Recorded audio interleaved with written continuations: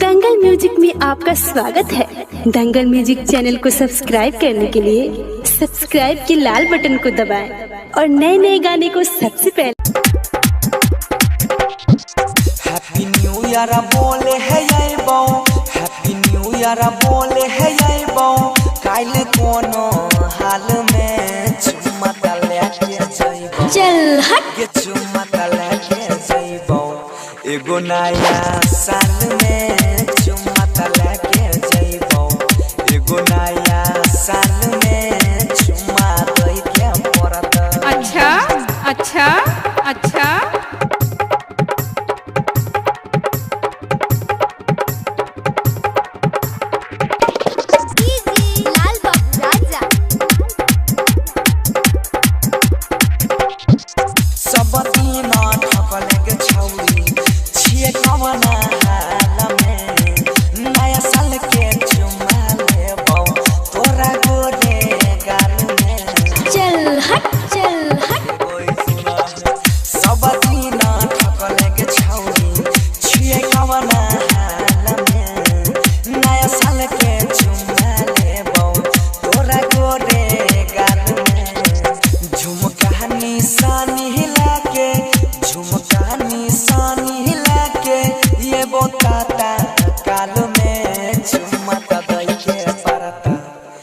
चुम्मा दई के परत, इहो नया साल में चुम्मा लेने बिना के न जाइबो, गोरी तोरा ई गाल में चुम्मा लेके जाइबो। अच्छा अच्छा अच्छा